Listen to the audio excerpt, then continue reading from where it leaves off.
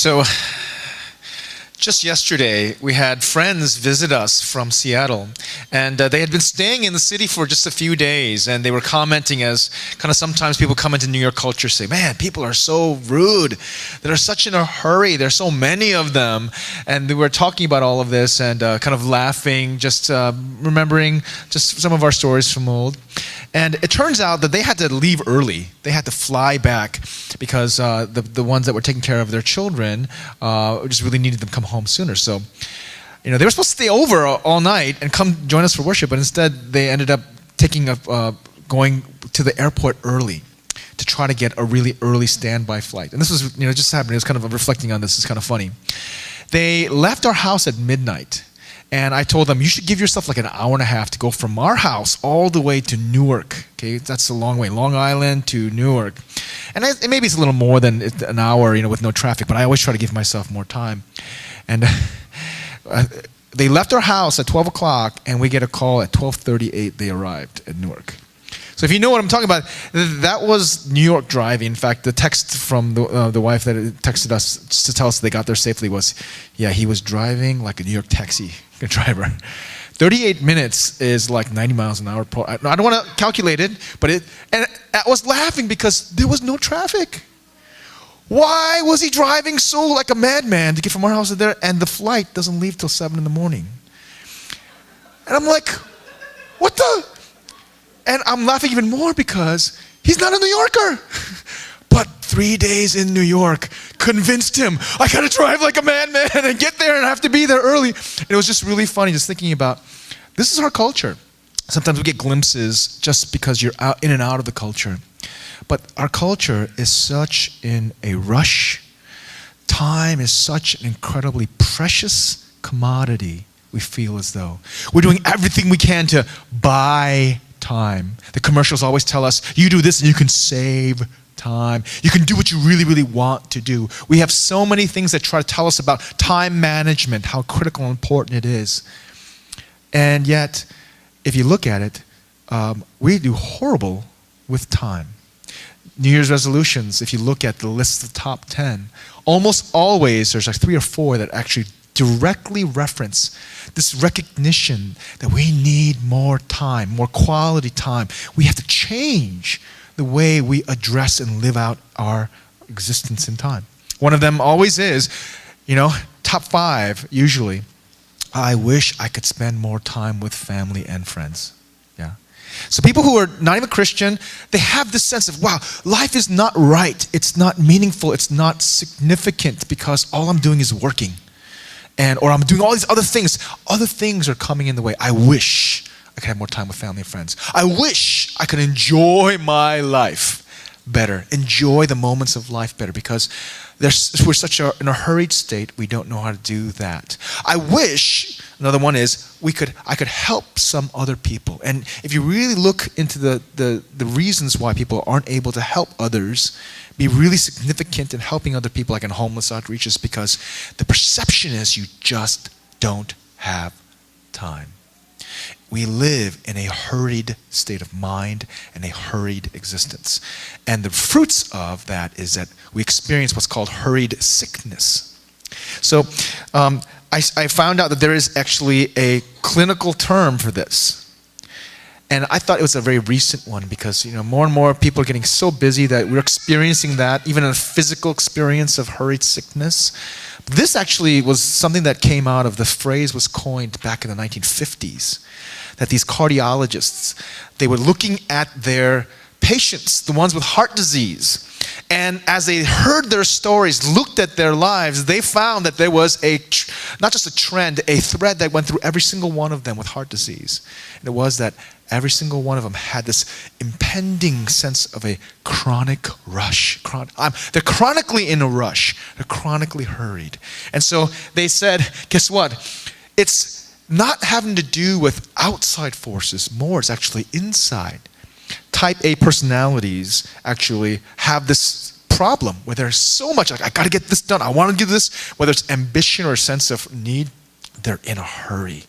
And this is back in the 50s, they were describing hurried sickness. You get sick, okay, physically sick, because you live in this constant state of rush and hurry. Well, it's gotten worse since then. So here's some statistics. 79% of Americans agree that their life is in total haste. I was blown away by that number. It's found in an ABC News report. 79% of Americans agree that their life is in total haste. They don't have a moment to rest. They don't have moments to really enjoy. They want to spend more time with their family and friends. They want to be able to enjoy their life. They want to be able to even help others, but they can't because they are in total haste. 44% of Americans say they are workaholics. That's a lot. Workaholic is a very strong word. That's like, I'm addicted. I'm a crack addict. Okay, I'm a work addict. I'm a workaholic. 44%, that's a big number because not everybody even works, right? So, and there's some quirky statistics. Okay, I get amused sometimes, so I share my amusement with you.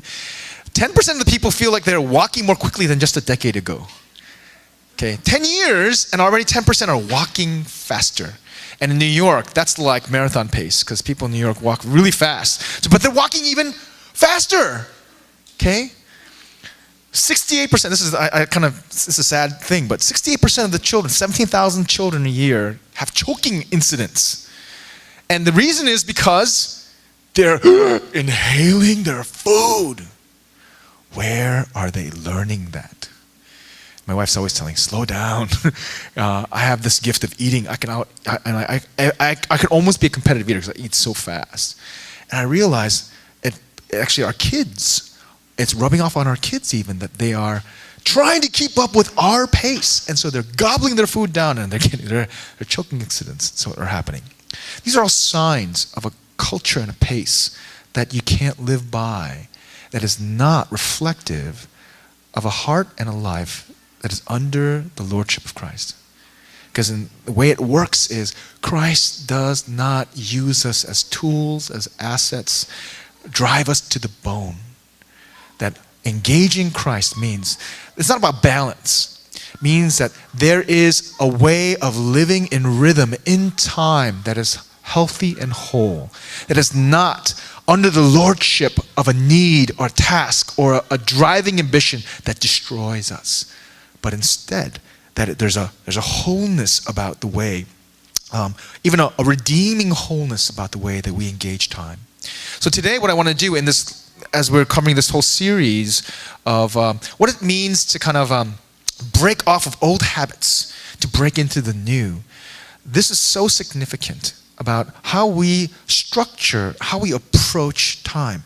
And as with every important thing, whether it's money, whether it's relationships, these things are a function of the heart.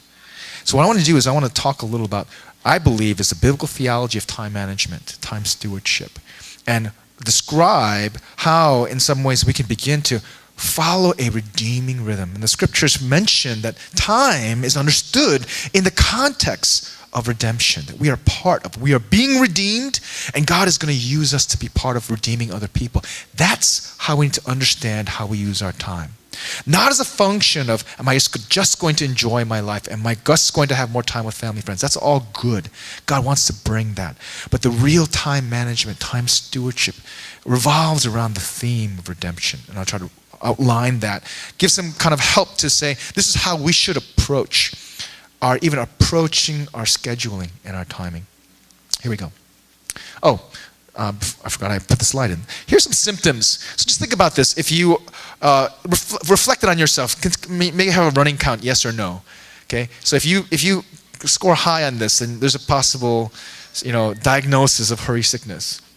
Here's some symptoms of hurry sickness. Number one, you view as less capable in your sphere those who are slower than you to speak, act, or make decisions. So somebody, is there and they're a little slower and like, you're frustrated because they're not as fast or as quick as you. Number two, you feel physically run down and worn out almost every day. Okay. Number three, you look at the checkout lines at the grocery store and get secretly mad at yourself when you choose the slower line.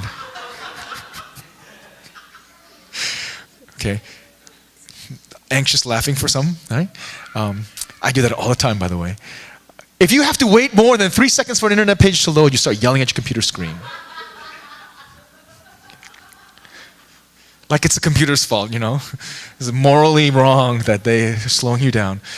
Number 5, you walk or drive at a hurried pace, even if you are not late or in a rush to get someplace. Right? Midnight, you've got 7 hours before your flight, but you're flying to get there. 6, you constantly argue with your significant other or your family about spending too much time at work. And 7, this is a telling one. You have a hard time feeling compassion for someone, or you feel a diminished capacity to love because you just have so much on your heart and mind, and you just don't have the time. Love takes time, by the way. Relationships take time. These are signs and symptoms of a hurry sickness that ought not reflect a life that is stewarding time in Christ. These are signs and symptoms that someone else, something else is Lord over you and not Jesus Christ. Let's read this. Deuteronomy chapter 5, verses 12 through 15. Observe the Sabbath day by keeping it holy as the Lord your God has commanded you. 6 days you shall labor and do all your work, but the 7th day is a Sabbath to the Lord your God. On it you shall not do any work, neither you, nor your son or daughter, nor your manservant or maidservant, nor your ox, your donkey, or any of your animals, nor the alien within your gates, so that your manservant and maidservant may rest as you do. Remember that you were slaves in Egypt, and that the Lord your God brought you out of there with a mighty hand and an outstretched arm. Therefore the Lord your God has commanded you today to observe the Sabbath day. I want to read another verse for you and just kind of go back to that in just a sec, give you some background. But let's read Ephesians chapter 5, verses 15 through 17. Be very careful then how you live, not as unwise, but as wise, making the most of every opportunity because the days are evil. Therefore do not be foolish, but understand what the Lord's will is. Let's go back here. This is right in the middle of the 10 commandments that are given the second time. Deuteronomy means a second giving of the law. Because these people who have been walking with God in the desert, this next generation for 40 years, need to know that the core of the way that they live is guided and directed by God. These are very practical, extremely practical commandments about how to live. And so if you ever want to look at a place at the core of time management in the Bible, it's found right here. Isn't that interesting?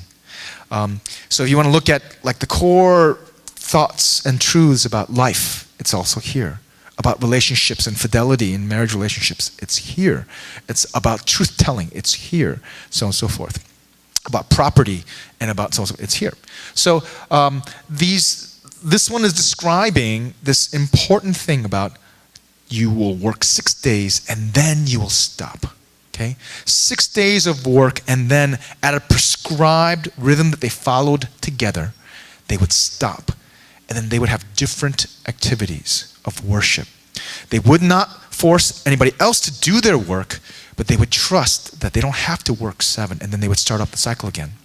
So we talked about this in a lot of ways. In fact, when we look at book of Exodus, it does the same thing. You shall work 6 days, then stop. Don't let any of your manservants, your oxes. Who's got an ox or a donkey here? I guess in our day and age it would be, don't let your computer work. Shut it down, right? But in this setting, the reason that was given in Exodus is a little different. If you look in Exodus, it'll say, remember that your Creator God stopped his work at 6 days, chose to stop.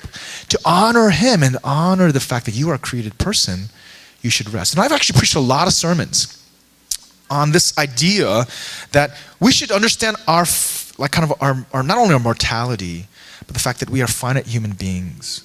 We are in our createdness. We can't just keep going. That we will face exhaustion, burnout, and so on and so forth, physically, emotionally as persons, if we just keep working. We're not meant for that. So I took a very creational kind of directionality, because it's scriptural. In the Old Testament, Exodus chapter 20, it says that. Observe, because God himself rested, and therefore you should rest too. Follow his example. There's a creational kind of grid to this. But here, a different reason is given. It says this. Remember, not that there's a creational pattern, even though that's true. Remember that you were once slaves. You experienced what it was like to be under the lordship of Pharaoh. and how he used that lordship to sap all life from you. Okay, how he used it to torment you, that you had to cry out to another God to save you. You were once under a system that did not bring you health and holiness and hope. It robbed you of it. It sucked the life out of you. But now, what did God do? With a mighty arm, he stretched out and he brought you out. You are no longer under the lordship of the worldly masters or even the demonic masters. You are now under the lordship of Yahweh, God. And he does things differently. And if you are under his lordship, you follow his schedule, you follow his rhythm, which is good for you. There's a redemptive track to this command. You do it because you realize you have been redeemed. And why have you been redeemed? Not just to know him and be with him, but that people of Israel are going to be used to redeem the whole world as they follow him. That Sabbath and following his schedule, and there's a reason why, and I'll unpack a little. Following this in obedience means that they're going to be used to be influenced to the rest of the world. Time management was critical for them in the sense that if they don't know how to trust God and obey God with their time, they will not be used rightly to change their world as God would want them. Okay? Now look at this passage, referencing the fact that be wise, follow God's ways. Wisdom is not necessarily be smart and trick and get out of all find the legalistic loopholes. Wisdom means you know what God's will is. It's very practical and you follow it with all your heart. Be wise in how you live, not as unwise but as wise. And here it says making the most of opportunity. But look at the King James Version, and I highlighted that in the olive green for you. Redeeming the time. Isn't that interesting? In fact, if you look at that word for making most of every opportunity, when you translate, the very basic word is the word for redemption. So King James is very literal in this. Meaning, what do you do when you redeem something? Okay, you buy it back. Okay, you own it. You invest in it, and you choose it, and it becomes yours. That's what redemption is. That's what we experienced in redemption, that we were lost. We did not belong to God. We had sold ourselves to other masters. And what did God do? He paid. He invested his own son. And through that purchase, were purchased back to him. We have been redeemed. That's the basic understanding of redemption. Here it says, redeem the time. Know which thing you're supposed to do. It's a pretty accurate translation, making the most of every opportunity. Opportunities are going to come in a in a place of evil. You're planted here, you're supposed to do something, you're supposed to say something, you're supposed to be able to do something. Only if you are ready and you're wise. You know God's will, you're connected with him, and your time is not your own, but it's God's. The pattern of time management is this. If you let the Lord be the Lord over your time, you'll be set free to actually make use of every opportunity, and because the days are evil, and to affect and influence and bless your world.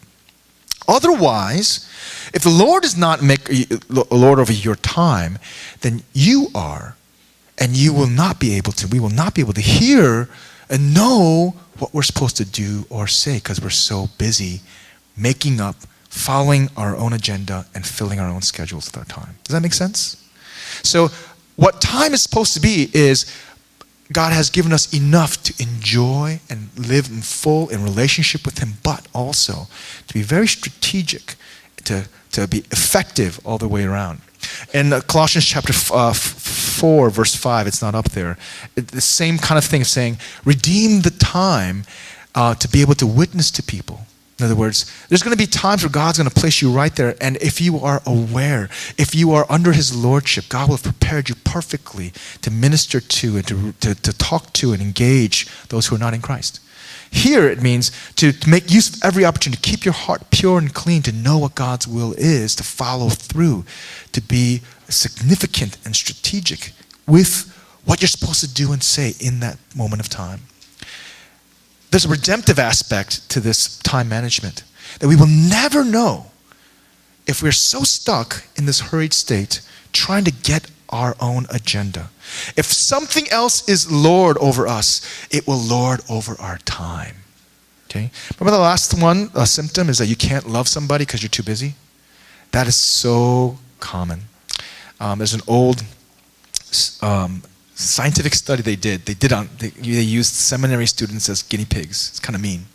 And they told these guinea pigs, seminary students, you have to preach in this very kind of big place, this very kind of anxious environment. You have to preach on the story of the Good Samaritan. And they gave them not enough time, so they're like, the seminarians are all stressed out because we have to do 40 hours of work just for one word study sometimes. And you're like, oh. And in the midst of that, they planned a certain event. As the seminarians are getting to the place where they're supposed to preach, they sent actors to approach the seminarian and say, I really need help. This is life or death. Please, can you help me?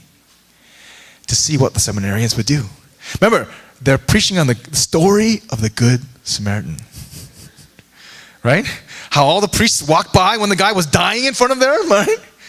A good 70% didn't stop. Seminarians who were preaching on the Good Samaritan. Because why? They were in such a hurried state.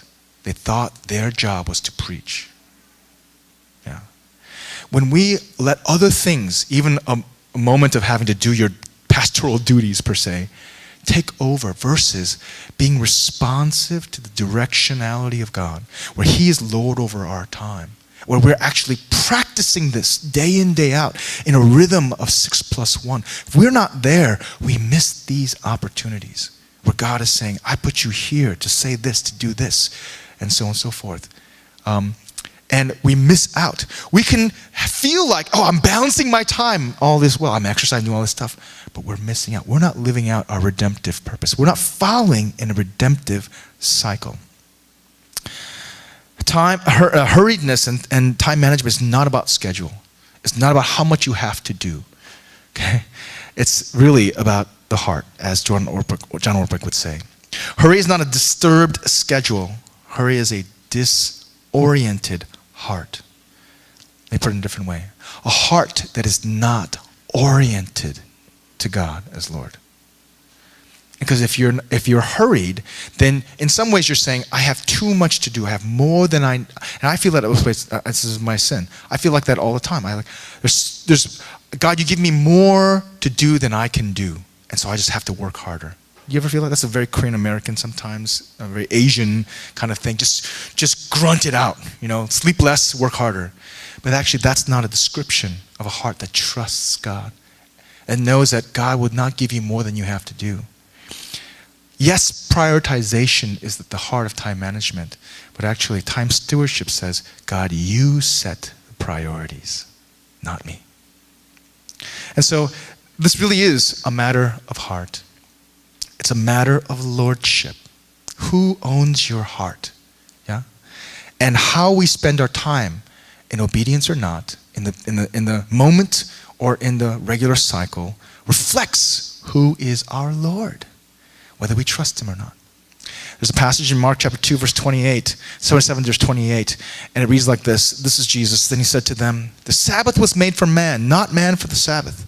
So the Son of Man is Lord even of the Sabbath. Let me give you a little background.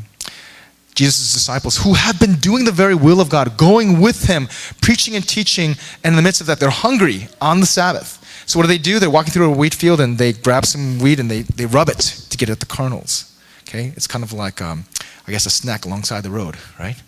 And as they eat, the other scribes and rabbis are like, what are you doing, teachers of the law? You just broke the Sabbath, because that's work. And Jesus has to say, you guys know what Sabbath is about? Sabbath is not something you do because as a ritual, as something as a follow a law because you have to or God's going to punish you. Sabbath, man was not made for Sabbath. Okay? Sabbath is not a master.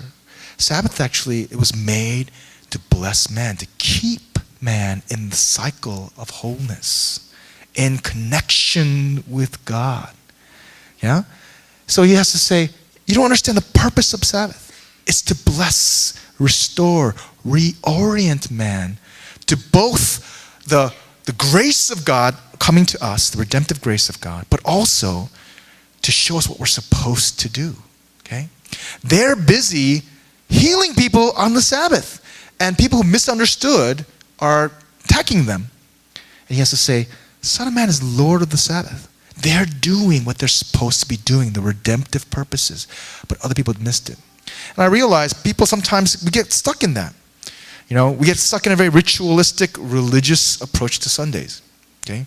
And pastors see it very frequently, and none of you are like this, I'm sure.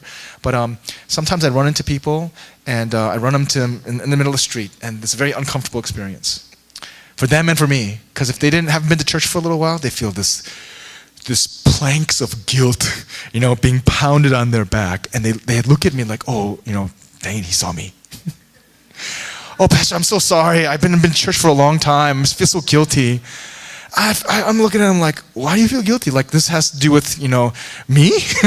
Like, my intent is not like, okay, I've checked off, you've been to Sabbath. Oh yeah, phew. Rather, it's like, in my heart, I'm like, oh, I missed you. I haven't seen you. How are you doing? What is God doing in your life? But I can't see that because there is this ritualistic view of what Sabbath is supposed to be. And in many ways, what it is it's a sign, ultimately, that, and there's extenuous circumstances all the time, but it's the pattern of obedience that reflects whether you're in a trusting lordship relationship with Christ. That God knows what you need. That as you reconnect with Him on a regular basis, as you obey, He not only provides, but He sensitizes you to what you're supposed to be doing even that week. That's what Sabbath's supposed to do. But we missed that. I am so thankful for those who have had this experience of knowing what it's like to not be in rhythm, not be in obedience, not trust God for your time and be responsive to your time, and who experience what it's like to do this, to be in rhythm, to trust God, and to be responsive to God even with your time. My dad shared a story with me that means a lot to me, and I'm so thankful for this. My dad, when he was in Korea, he was a taxi driver. Okay, that explains my driving habits because I learned it from my dad. My dad taught me how to drive, and he was a taxi driver. And in Korea at the time, we were always kind of just barely making it. And he was a good father. He knew that God wanted him to provide for his family. But he was also a Christian, and he knew that God wanted him to trust and be in church. Well, guess what? Something in his head kind of sparked, and he said, "You know what? I know what I can do. I can just, not every Sunday, but every now and then, I'll go out and I'll work on a Sunday. I'll drive around, try to get some fares." And I guess at that time, it was helpful because there weren't that many taxis working on Sundays. So he was actually kind of guilty, but he decided to do it one day. And he got early in the morning, he took out his taxi and was roaming around for fares, and some guy flagged him down. He says, "I have to go to a far city down south. Will you take me?" And my dad, he thought, "Oh, God is blessing me. He's showing me favor. I got this huge fare. I'm going to be able to make a lot of money off of this one ride, right? There and back." And so he's like, all proud of himself. And they're driving and they're driving and they're driving outside the city limits, and they're driving and they're driving. And then bam, one of the wheels blows flat. The tires go flat. And the guy who was trying to, his fare is getting a little frustrated. It's like, I have a time limit. I have to get someplace. My dad says, don't worry. I got a spare. Takes out the spare, changes it, immediately. And they're driving and driving and driving. And just a little later, they got another flat on the same spare. And the guy who's actually in the car, he's all really angry now. He's like, "You don't take care of your car. Now you leave me stuck like this." And I'm not paying you a cent. And he ran off. My dad is stuck now, okay? He can't leave the car. He can't drive it anywhere, So he ends up going to the next town and asking, "Can you please fix this spare for me or fix this tire for me?" And the guy's like, "We're a small town. We have to order the tire. It won't come in until tomorrow." So he ended up sleeping in the car on a cold night can't go anywhere, having to walk again to get the spare and come back. He came back late on a Monday. And he told me this story saying, "I thought I could provide for you guys and be a better father by working on a Sunday. But God showed me through love and grace that's not the way to do it." And he has never missed this cycle since. Because he understood something. He thought that in his own understanding, if he's Lord, if he's responsible, that he can follow his own rhythm and his own timing. He is master over the needs. But he didn't know that God wanted him to trust him He told us this story at a time when our family was not able to make our mortgage. And we had to pray and fast that our business would be able to make this much money on this day. So I'm like, Dad, why don't we open up on a Sunday? And he tells me this story. How important is this for us to be able to, not just in the general, but also in the specific, realize if God is the Lord of us, not only will He provide, but He'll make sure that we are in the right place at the right time. We're able to do exactly what we're supposed to do. When we know how to follow this heart of trust and follow His Lordship, even in our rhythm of time and our specific moments of time, fear, anxiety, okay, those things don't rule us. But if we decide that we need to take care of them, these are going to be the signs, symptoms of a hurried life, where we don't have the margin to love somebody, we don't have the margin to really be the people we're supposed to be. So I want to give you a couple things before we move on and spend some time in prayer. How do you practice a rhythm of Sabbath that connects you with God, where you're with Him, you belong to Him, that frees you from every other lord that demands ownership of your heart? Okay? Here's a couple things. Eugene Peterson, who was my pastoral professor at Regent, he would share gut-wrenching stories of just how hard it was for him to follow through on Sabbath. That I asked him very point blank, did it get easier after 25, 29 years? He said no. But this is how we would do it. And it seems very simple, but it's not that easy. He would actually spend, his Mondays praying in the morning, saying, God, the work does not own me. The church does not own me. I belong to you. Help me, sensitize me. I love you. I worship you. And then the rest of the afternoon he was spent playing.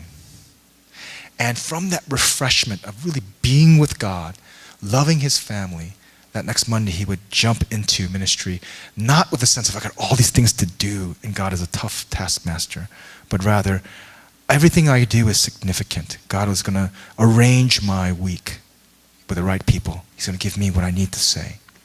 And that was really helpful for me.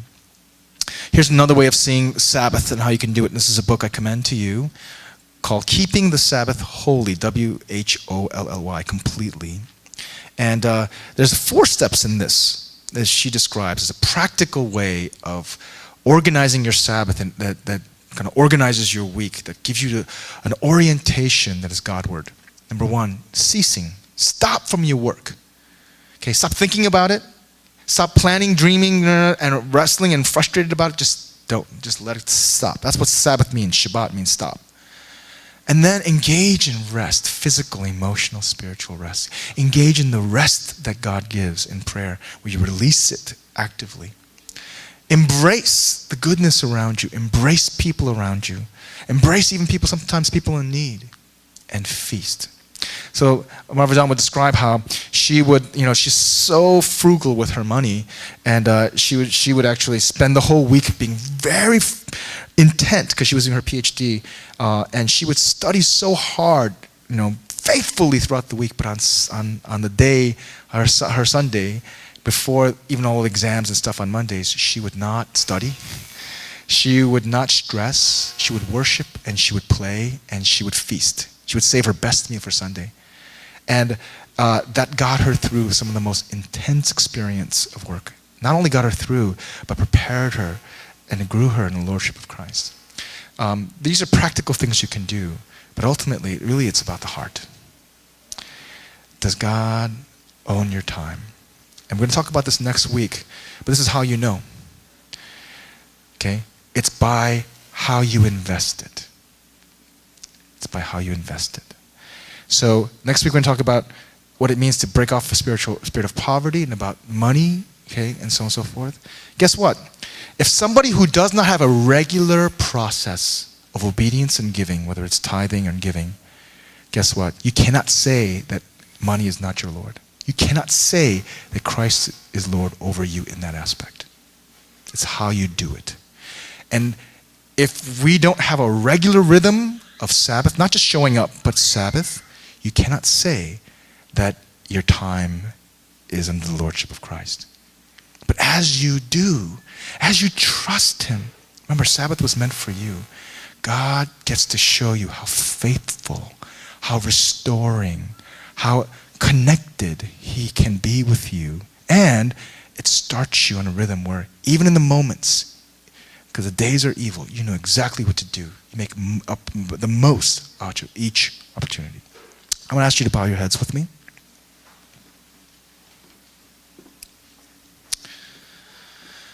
It was a longer sermon than I thought it was going to be, but I want to wrap it up for you a little more. The whole point of this is God Lord over your heart? Here are some symptoms. If you're in such a rush, constantly worrying about what next you must do,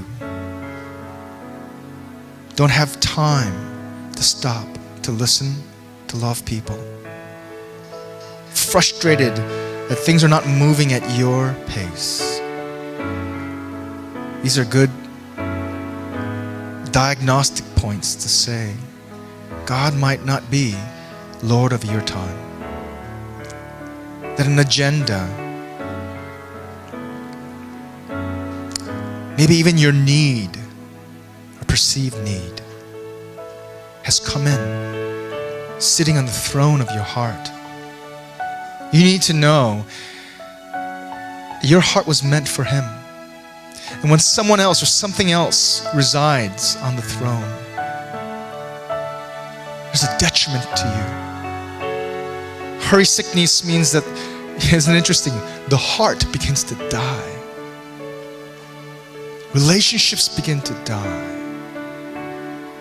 God wants time to be redemptive for you. He stretched out his mighty arm through his very Son.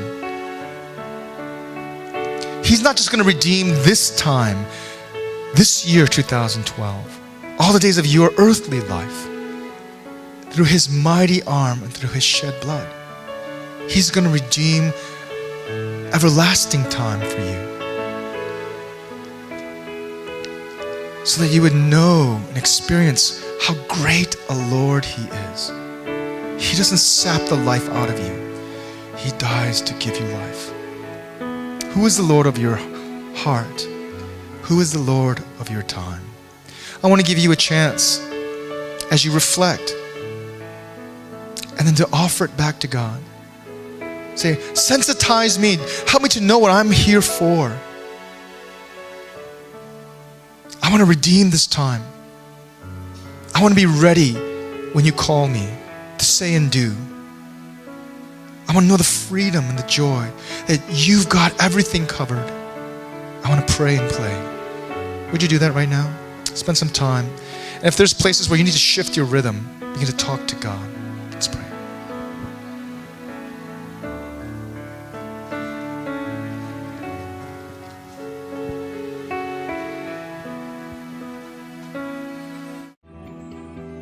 Hi, this is Pastor Martin from New Vision Community Church.